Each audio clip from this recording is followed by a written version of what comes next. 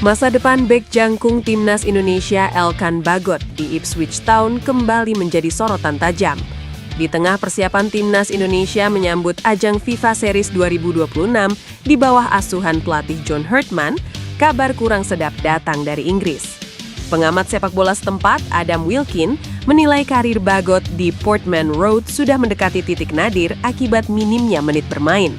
Tentunya akan sangat disayangkan jika Elkan hanya terus menjadi penghangat bangku cadangan saja, apalagi mengingat usianya masih 23 tahun. Adam Wilkins, seorang pengamat sepak bola dari Football League World, secara belak-belakan menyebut Elkan Bagot kemungkinan besar tidak memiliki masa depan jangka panjang di Ipswich Town. Menurutnya, meski Bagot berguna sebagai pelapis keempat di posisi bek tengah, persaingan ketat di skuad asuhan Kieran McKenna membuat ruang baginya kian sempit. Apalagi jika Ipswich berhasil mengamankan tiket promosi musim ini. Adam menyarankan agar bek berusia 23 tahun tersebut segera mengambil keputusan besar untuk pindah klub secara permanen demi menyelamatkan karirnya. Minimnya jam terbang sejak promosi ke tim utama membuat perkembangan Bagot dinilai tidak berjalan optimal, meski ia sempat tampil impresif saat dipinjamkan ke Blackpool musim lalu. Di sisi lain, pelatih Ipswich Town, Kieran McKenna, sebenarnya memiliki pandangan yang sedikit berbeda. Meskipun rumor peminjaman kencang berembus pada bursa transfer musim dingin 2026, McKenna memilih untuk mempertahankan Bagot hingga akhir musim. Pelatih timnas Indonesia, John Herdman, kemungkinan besar sudah kehilangan 4 pemain untuk rencana Garuda Calling pertamanya. John Herdman akan melakoni debut sebagai pelatih timnas Indonesia pada Maret dalam ajang FIFA Series 2026. Namun, sembari memantau calon pemain dalam Garuda Calling pertamanya, John Herdman sudah kehilangan setidaknya 4 pemain. Mereka adalah Tom Haye, Shane Patinama, Asnawi Mangkualam, dan Marcelino Ferdinand. 2 nama pertama dipastikan mendapat sanksi dari FIFA pada November 2025 lalu akibat aksi pada kualifikasi Piala Dunia 2026 putaran keempat. Tom dan Shane dijatuhi denda 5.000 Swiss franc dan larangan bermain 4 pertandingan untuk timnas Indonesia. Lalu ada Asnawi Mangkualam yang dipastikan mengalami cedera ACL dan menutup musim 2025-2026 lebih cepat bersama Port FC. Meski tidak masuk skuad timnas Indonesia pada era Patrick Kluivert, bagaimanapun Asnawi adalah pemain label timnas Indonesia yang bisa jadi referensi John Herdman untuk memanggilnya lagi. Selain ketiga pemain tersebut, kabar buruk juga datang dari Marcelino Ferdinand. Winger AS Trensin baru saja membagikan foto-foto pasca operasi karena cederanya beberapa hari ini. Dengan perkiraan absen tersebut, Marcelino juga dikhawatirkan melewatkan agenda pertama timnas Indonesia bersama John Herdman. Di sisi lain, John Herdman sudah menghubungi setidaknya 60 pemain di skuad timnas Indonesia yang bisa jadi list pemanggilan.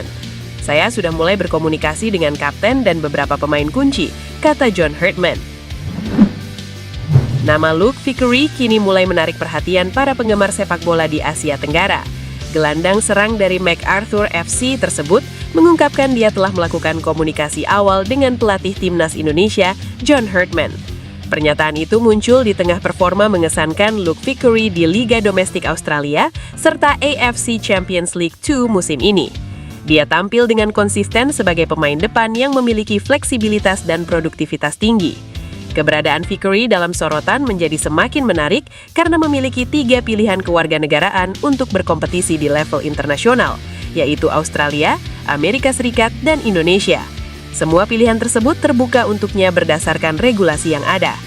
Faktor Indonesia menjadi semakin penting setelah terungkap jika Luke Vickery memiliki keturunan dari Medan, Sumatera Utara. Latar belakang tersebut kini mengaitkan namanya dengan upaya regenerasi timnas Indonesia.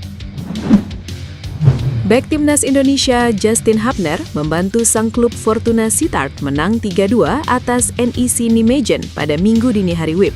Uniknya, setelah mencetak gol, Justin Hubner langsung membuat selebrasi siu ala Cristiano Ronaldo. Fortuna Sittard menjalani laga yang tidak mudah, mengingat mereka harus tandang ke markas NEC Nijmegen.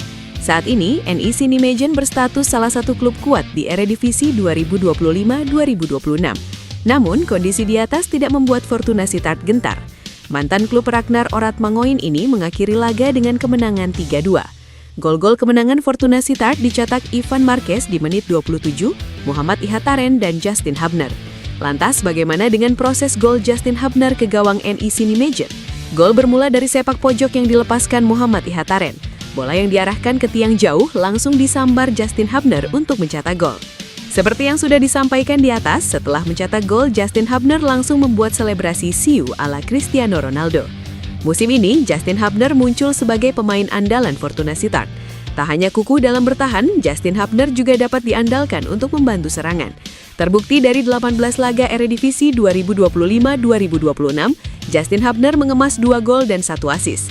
Catatan impresif ini merupakan modal bagi Justin Hubner sebelum membela timnas Indonesia di FIFA Series 2026. Era kepemimpinan John Herdman di kursi kepelatihan timnas Indonesia membawa angin segar serta harapan yang sangat tinggi. Kehadiran sosok pelatih berpengalaman ini diyakini mampu menjadi magnet bagi para pemain keturunan berkualitas di Eropa.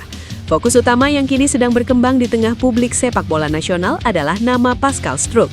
Bek tangguh yang merumput bersama Leeds United tersebut menjadi pusat pembicaraan hangat terkait proses naturalisasi teranyar.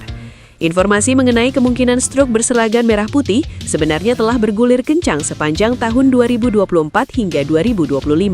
Salah satu sumber terpercaya dari Belanda, yakni Football Premier, memberikan indikasi positif mengenai status sang pemain. Ia menyebut Pascal Struijk sebagai pemain luar biasa yang jarang dibicarakan publik. Pernyataan tersebut seolah memberikan validasi bahwa pintu bagi sang pemain untuk membela Indonesia terbuka lebar. Publik menilai kehadiran Struijk akan memberikan dampak instan pada kualitas organisasi pertahanan skuad asuhan John Herdman. Kehadiran John Herdman dianggap sebagai kunci utama untuk mengubah pola pikir pemain kelas dunia tersebut.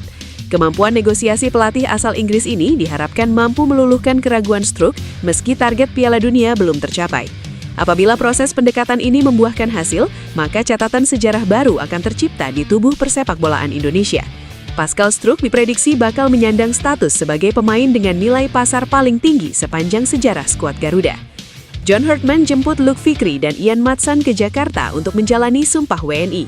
Kabar ini langsung menghebohkan publik sepak bola nasional karena 2 nama tersebut disebut masuk kategori Grade A dan diproyeksikan memperkuat timnas Indonesia dalam agenda FIFA terdekat. Informasi yang beredar menyebutkan dokumen naturalisasi Luke Fikri dan Ian Maatsen sudah rampung secara administratif. Jika tidak ada kendala, keduanya akan segera terbang ke Indonesia dan mengikuti pemusatan latihan timnas Indonesia yang rencananya digelar di Bali pada Maret 2026. Langkah John Herdman jemput Luke Fikri dan Ian Maatsen ini menjadi sinyal kuat bahwa pelatih asal Kanada itu serius membangun kedalaman skuad Garuda. Apalagi FIFA Series 2026 sudah di depan mata dan Indonesia berstatus tuan rumah untuk salah satu grup. Nama Luke Fikri lebih dulu mencuat di media Belanda dan Australia. Luke Fikri dikenal sebagai winger kanan dengan kecepatan dan akselerasi tajam. Ia juga fleksibel karena bisa bermain di sisi kiri maupun sebagai penyerang tengah. Sepanjang musim berjalan, ia mencatat 5 gol dari 17 pertandingan. Selain Fikri, nama Ian Maatsen juga santer dikabarkan siap dinaturalisasi. Bek kiri yang kini membela Aston Villa itu disebut telah menyerahkan dokumen naturalisasi. Jika resmi bergabung, Maatsen akan menambah kualitas signifikan di sektor bek kiri, posisi yang selama ini kerap menjadi perhatian dalam evaluasi tim. Fans Borussia Mönchengladbach di Jerman ramai-ramai memuji bek timnas Indonesia Kevin Dix.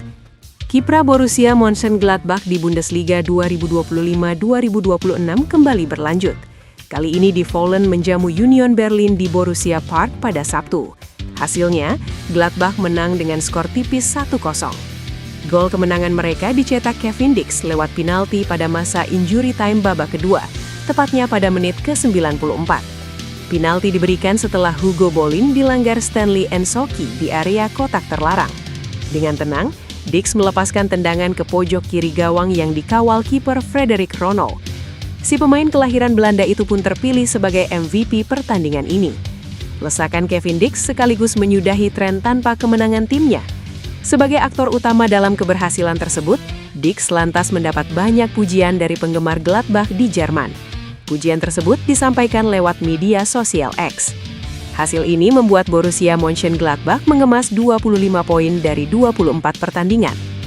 Kegagalan melangkah ke Piala Dunia 2026 meninggalkan kekecewaan besar bagi sepak bola nasional. Dari situ, lembaran baru dibuka dengan kehadiran pelatih anyar John Herdman. Ia diharapkan mampu mengangkat kembali performa timnas Indonesia, sekaligus mengembalikan kepercayaan publik. Ujian perdana Herdman hadir melalui FIFA Series 2026.